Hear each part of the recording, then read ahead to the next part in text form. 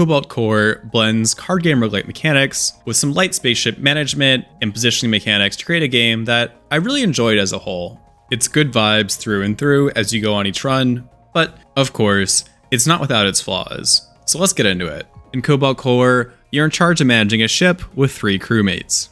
Each turn, you draw a set of cards and use them to defeat the enemy ship. They allow you to move around, attack, or launch drones with your own ship. In turn, the enemy ship will target you with their own attacks, missiles, and move around a bit to hit you or avoid your attacks.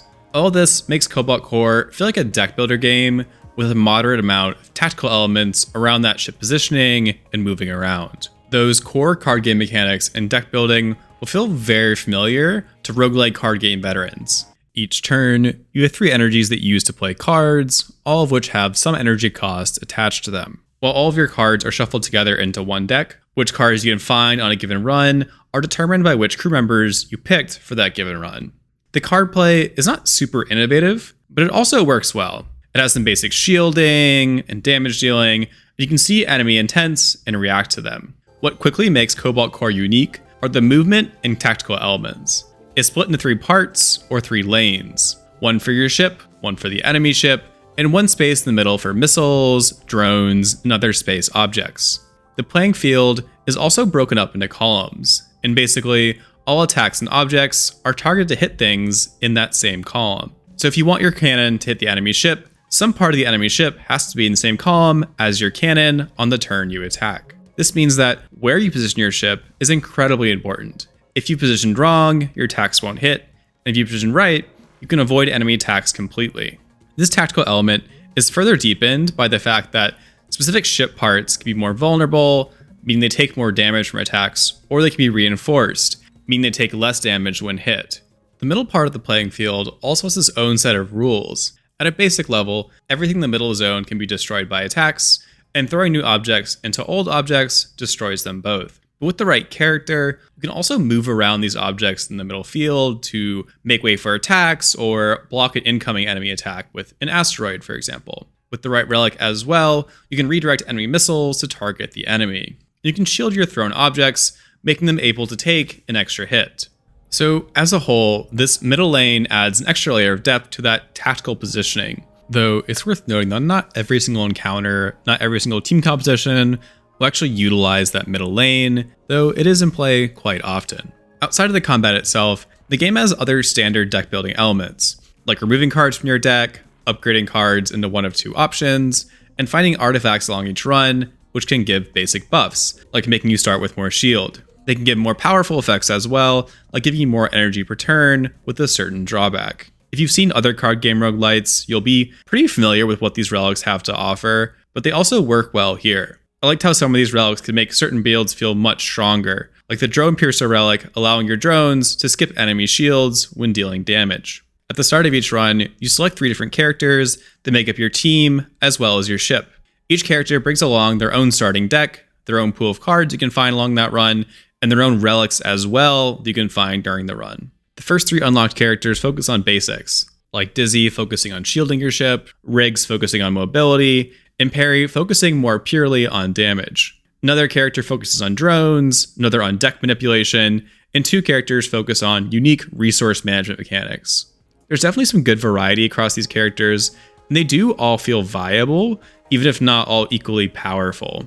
There's no restrictions on which characters you can put together, so you can create a crew of any 3 characters if you want to. There are some more fun combos between characters, and there's some good playstyle variety when different characters are meshed together. Some of these crewmates also synergize with specific ships. For example, the 3rd ship's unique ability is that all of your attacks come through drones, and that leads to some unique interactions with Isaac, the character that focuses on drone firing and manipulation. In terms of the other ships, most of them don't combo as directly with other characters, but they do all have unique playstyles and management mechanics, like the Gemini ship that alternates attacks between 2 cannons and missile bays every time you play a card. As a whole, I like the build crafting in Cobalt Core. There are some good moving parts to balance between the characters, their decks, the ships, their respective relics, and it's all fairly fine-tuned, and it's all nicely balanced.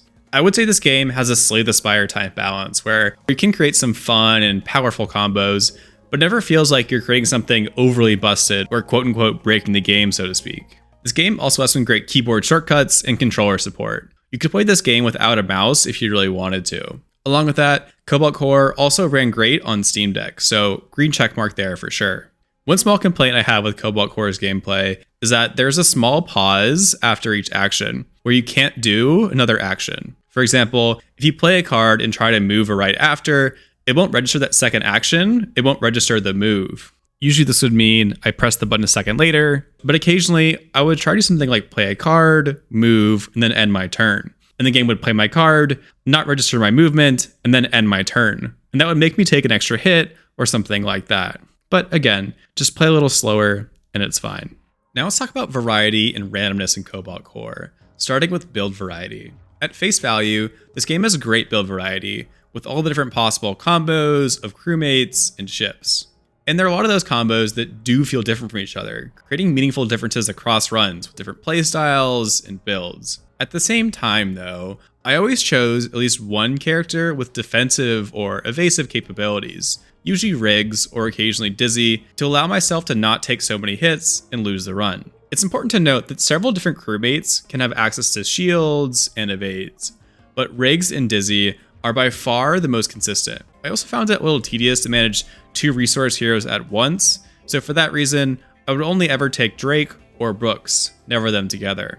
Finally, I also didn't enjoy Max that much, which was the character that focuses on deck manipulation, unless I was using the final ship, in which case Max worked well. Because of those things, it feels like there are fewer good or at least enjoyable combos to me than you would expect from having 8 different characters and 5 different ships. This is partly because run to run, I would often have 1 or sometimes 2 of the same characters, giving that run to run variety a little bit less actual variety.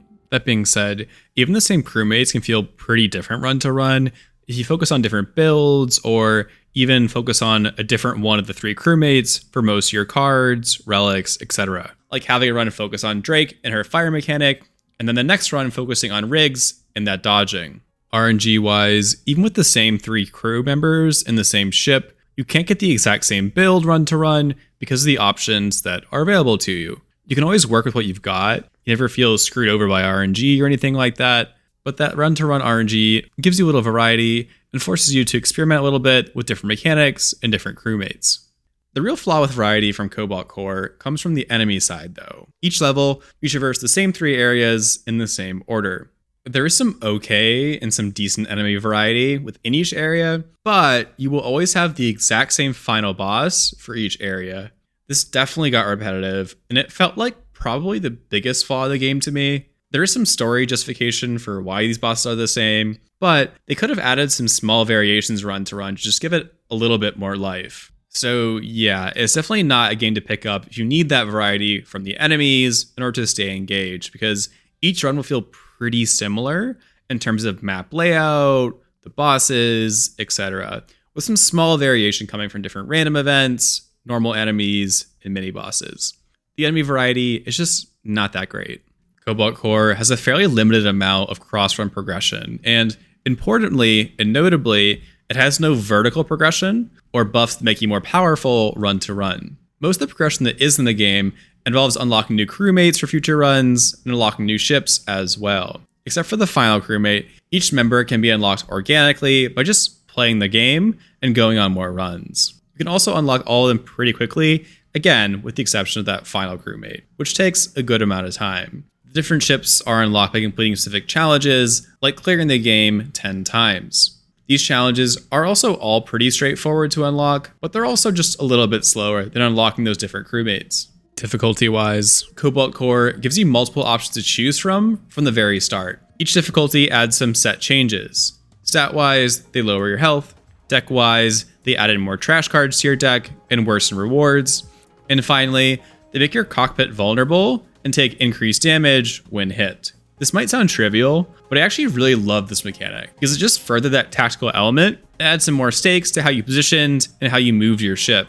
I always play the game at a minimum of hard for that reason. Altogether, Cobalt Core had some nice progression pacing, with you slowly unlocking new builds and playstyles with time. And again, it's all horizontal progression, all variety focused. You don't even have mechanics like unlocking new cards for each character. Everything for each character is available once you unlock them. So it's a really nice system if you're tired of more grindy, vertical progression heavy and focused games, which honestly is quite a lot of roguelites these days. And as I said, these difficulty levels are unlocked from the start, so you could jump straight to the hardest difficulty if you wanted to do that, which, again, is also pretty rare these days. There's also a nice story progression system, so on that note, let's talk about the narrative and story in Cobalt Core. In Cobalt Core, you're stuck in a time loop with your crewmates and some other NPCs. You fight against various enemies, some of whom will also realize that you're stuck in this time loop. Each time you win a run, you can also unlock a short story animation of one of the crewmates you just won with. And that gives some nice backstory into the character and some history of events leading up to the time loop starting. This also means that in order to learn about the time loop and the world of Cobalt Core, you have to win multiple runs with most of the characters. I really enjoy this setting in Cobalt Core, and I really loved all the different characters. This game has a ton of charm, and the characters are silly in a way that I found endearing, and never crossed that line into being too cheesy or anything like that. As you run across different enemies, your characters have some back and forth with them, and there's some great interactions as well, where your characters have some jokes and name an enemy NPC. And the small things like that made me chuckle here and there. That being said, Cobalt Core is still not quite a narrative-focused game. It's still a roguelite at its core in that way. But I really enjoyed the world and the character interactions, and it gave me good vibes as I played the game. The soundtrack here also added to those vibes in a very nice way. So what's my verdict on Cobalt Core? I think Cobalt Core is a great deck builder roguelite that adds nice, digestible, tactical twists to the genre. The core card game elements will be very familiar to veteran card game roguelite fans, but they also work really well here. It also adds some great story elements on top of it, mostly in the form of giving short backstory cutscenes and fun interactions between your various crewmates and other characters. These elements also just gave the game good vibes as you played through it. Two main flaws with this game though, both of which end up limiting some of that long-term replayability, making the game run to run, not have as much variety as I would have hoped. One, my runs didn't feel as distinct run to run as I would have hoped for on my end in regard to the crewmates and decks, because I basically always had at least one crewmate that was the same as my last run. Second, the bosses are always the exact same run to run, and that gets a little disappointing with time when you start to want some more variety. These don't ruin the game for me, but they did make me put this game down a lot more quickly than I would have otherwise. On a more mixed note, this game has no vertical progression or cross-run buffs at all, so if you want to avoid that, this is a great game for you. So I would recommend Cobalt Core to card game roguelite fans, especially if you want a tactical twist or just some entertaining characters and good vibes. But it's not a game that's going to be the next Slay the Spire that you play for hundreds of hours. Huge shout out to all of our channel members for helping support the channel. Please like this video to help me out in the algorithm, and thanks for watching.